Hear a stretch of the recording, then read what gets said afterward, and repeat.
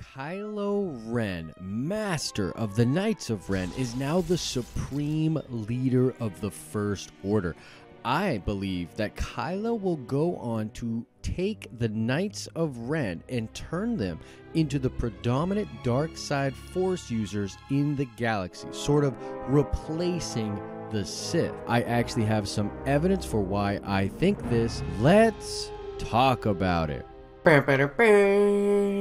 What is up, YouTube? It's Josh. This is the Den of Nerds. If you love Star Wars the way I love Star Wars, subscribe to this channel. We cover all sorts of stuff from the galaxy far, far away. Oh, and shout out to Sadie Hawkins, who got the nerd card question correct in my Will Han Solo bomb video. You definitely know your stuff when it comes to Star Wars, so shout out to you, Sadie. There will be another nerd card question at the end of this video. Alright guys, with The Last Jedi out of the way and moving forward, we are now on a course which will probably come with a lot of surprises. Kylo Ren is now in charge of the First Order. I personally think this is amazing, and it lays the groundwork for a bunch of cool stuff to happen in Episode 9 and possibly beyond that. But pertaining to this video, I want to talk about the rise of the Knights of Ren and why I believe that Kylo will take this small group of dark side using Jedi and grow them into the predominant dark side force in the galaxy. So let's go through a few reasons here, and then I'll circle back to this point again and kind of re-establish why I think this is going to happen. But there's some evidence from actually outside of canon. One piece of really good evidence for this is the fact that JJ was asked after The Force Awakens if he ever wanted to do a Star Wars movie again, and which Star Wars movie would it be. He famously said he would love to do a Knights of Ren film. And now, with JJ taking over and doing Episode 9, I believe he will sort of make his own dream come true and really put the Knights of Ren in predominance for that film. Another reason that you can think of outside of the universe of Star Wars to why this would make sense is that it really behooves Disney to make more lightsaber fights. Do you know that there was actually no lightsaber fights in The Last Jedi? The only clash comes from the flashbacks with Luke and Ben before he burns down the temple. But that's not really great for merchandising. I mean, lightsabers are this huge piece of what makes Star Wars, and I think it makes a lot of sense, especially as we head towards these new parks and a new whole world for Disney Star Wars. It really makes sense for them to have way more lightsabers in Episode 9. Now, getting into the diegetic stuff, or the stuff that comes from the film universe, I want to point to the scene in which Kylo is looking at the body of Snoke. This is when Rey is trying to call to him to get him to call off destroying the bombers, and he's just looking at his old master now cut in half in front of him. Now, in this scene, Kylo says that it's time to let old things die.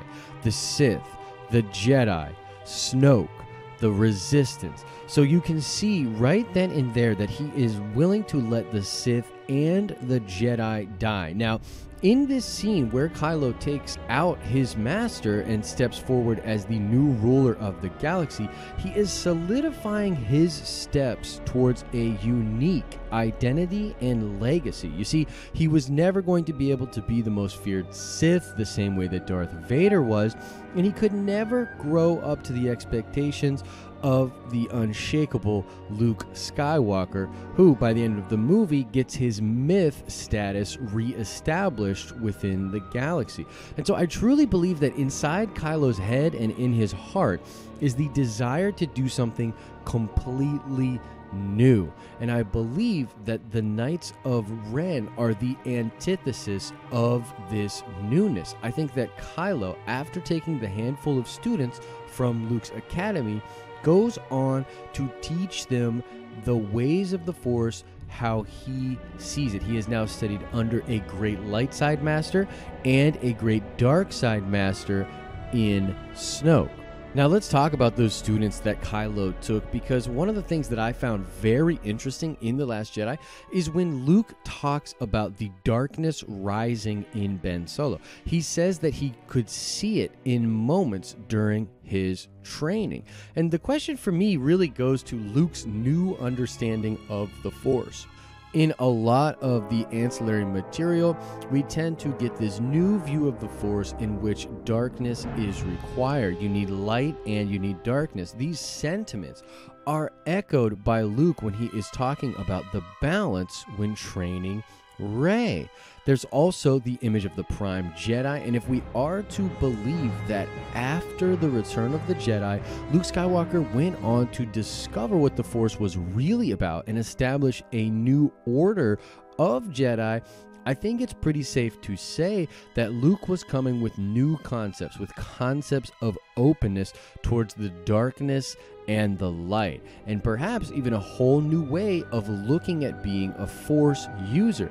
This could have inadvertently left the door open for some dark side practices and lectures, or just vibes, I guess, to be entered into Luke's new academy. So what exactly was going on there? I would have been very interested to see some of that training. But in my headcanon, the way I'm seeing it go down is that Kylo, in training, was showing the power of the darkness. Now, Luke Skywalker was no stranger to the dark side. In Return of the Jedi, he wears his black robes, he explodes hearts in the chests of the guards at Jabba's palace, and then he feels the pull to the dark side when he rages out on his own father, beating him and cutting off his hand. Now, Luke is able to return back to the light after looking at his own mechanical hand and seeing himself going down the same path as his father. But what if something similar was going on with Ben Solo? Now, on top of all of that, we also know that this was around the time in which the galaxy discovered that Luke Skywalker and Leia were the children of Darth Vader. It is very possible that this knowledge then came to Ben Solo, and on top of feeling all of this pull to the darkness, he then discovers that he has links to one of the darkest people ever to exist within the galaxy.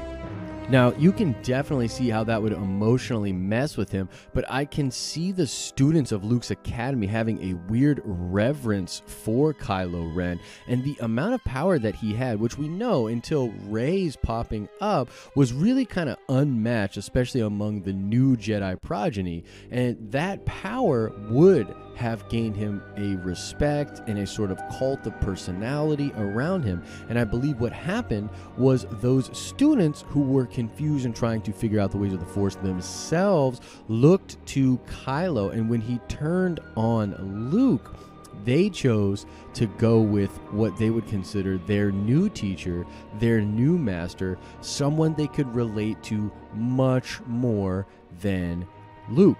Now, once again, we don't get too much information about the Knights of Ren themselves, but it is pretty well established that Kylo Ren created that order. And I think giving himself that name and creating that order was the first steps in him already seeing that order as a part of his legacy. Now, let's go back to this whole idea that Kylo Ren is now in charge of the First Order. Now, one of the things we know about the First Order, even from The Force Awakens, is that they are no stranger to the dark side. Unlike Palpatine's empire, everyone in the First Order acknowledges the role of the dark side and the Force in their leadership. I mean, they use Kyber in a lot of their weapons. They all worship Snoke. And I think the fact that Kylo is a Force user in some ways will make his ascendancy to the throne an easier pill to swallow. Now, in order to keep that belief and extend it into the rest of the galaxy, because you have to remember here, the First Order is going to try to take military control of the galaxy and then establish a new order. And I really believe that having an order of crimson, red, lightsaber wielding Knights of Ren is the perfect way to further establish the power of the First Order and the confidence in the rule of Supreme Leader Kylo Ren. I think this just makes perfect sense and is just one more piece of evidence to support the fact that the Knights of Ren will play a huge role in Episode 9. I gotta be honest here, I wouldn't be surprised if the title for Episode 9 was The Rise of the Knights of Ren. And how badass would that be? I mean, that would be incredible. The last thing I want to talk about is just how amazing this could actually be and how I think it would be very different than the Sith. Remember in The Last Jedi when Rey asks Kylo why he hated his father? He just simply replies, "I didn't hate him." And then she says that she doesn't understand. Why did you have to kill him? And then Kylo says, in sort of a cold way, "Let the past die.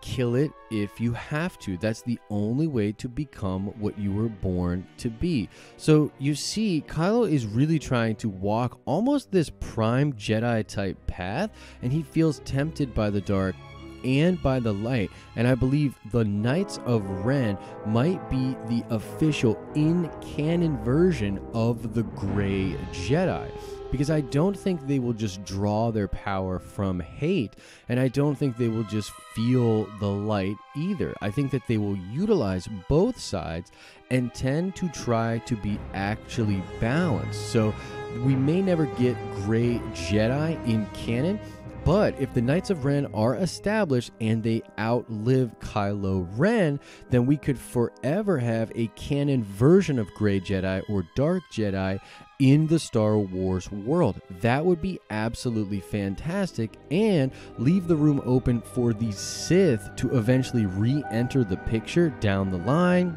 in the Disney canon, and you could even see some of the Knights of Ren fighting alongside Jedi in order to vanquish the Sith. That would be absolutely crazy, and I would be super hyped for it. So those are just some of my thoughts on why I think the Knights of Ren will be in Episode 9 heavily. I'm definitely looking forward to Episode 9 either way, but let me know your thoughts about this whole thing. Did something I say intrigue you? Is there some more information about the Knights of Ren out there that I missed? Please bring that to my attention. More than willing to learn with you guys in this crazy thing called fandom.